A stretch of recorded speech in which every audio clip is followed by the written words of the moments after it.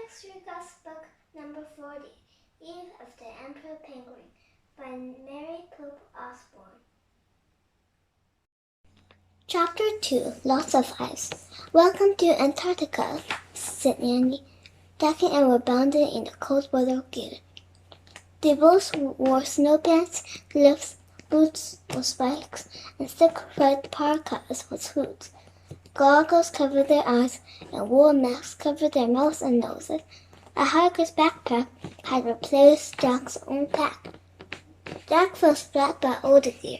He pulled his mask down on his chin and pushed his goggles onto his forehead.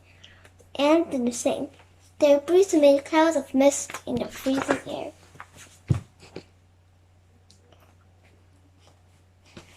"It's really cold here," said Jack. The wind stung his bare face and made his eyes water. He kept his mask and goggles off as he looked out the window with Annie. The tree house was on the ground. It was stuck under the overhang of an ice cliff near the ocean. Icy seawater sparkled in the sunlight. The shore was silent and deserted.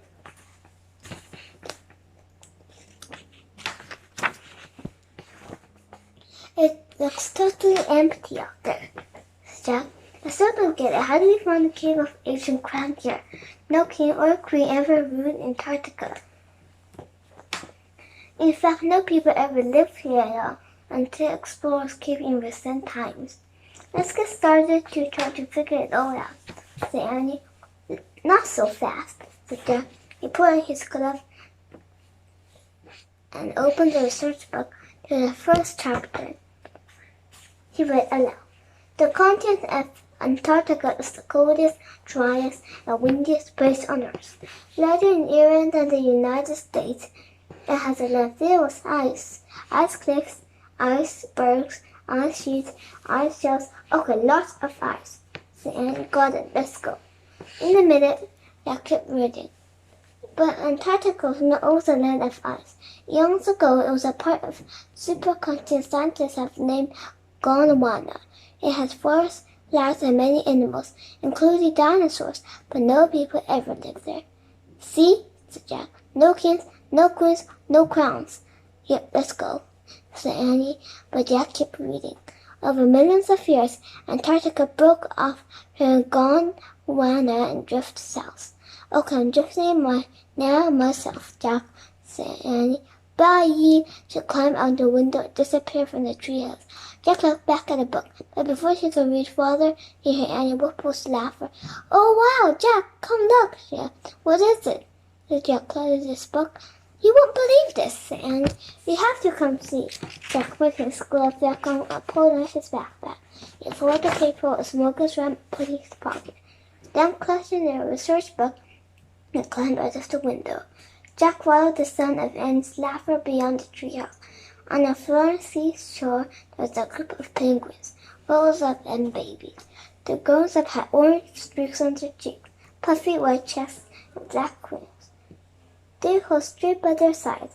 The babies were fluffy balls of gray fuzz. All the penguins were waggling towards Annie.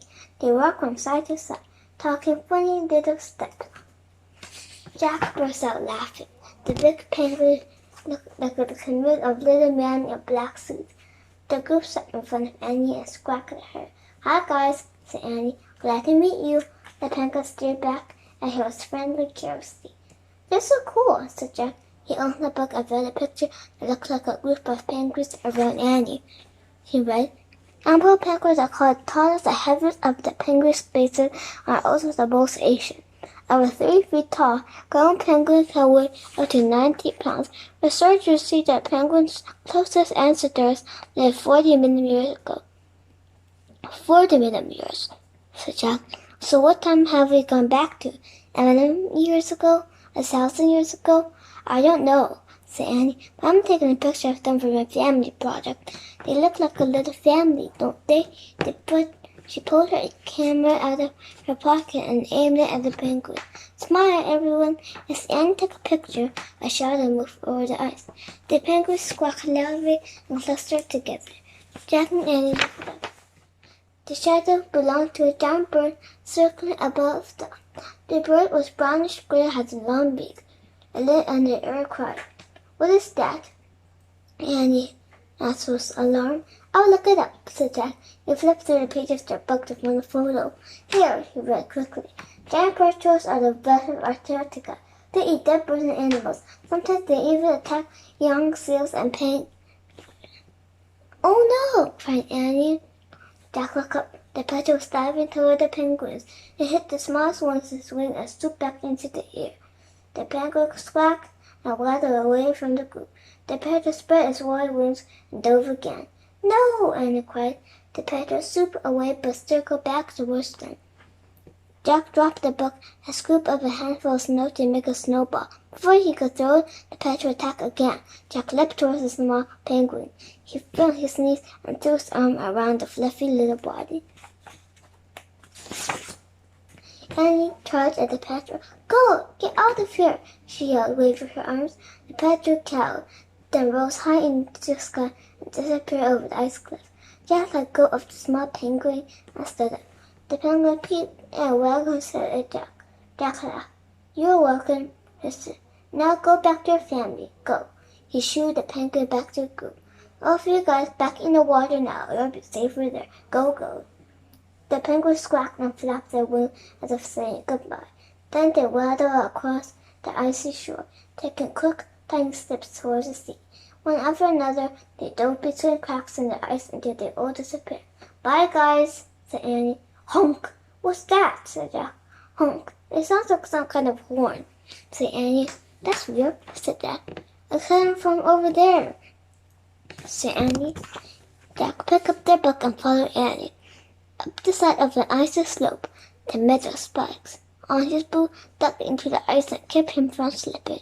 Then he and Annie reached the top. They looked down. "Oh man," said Jack, "we haven't gone back in time at all."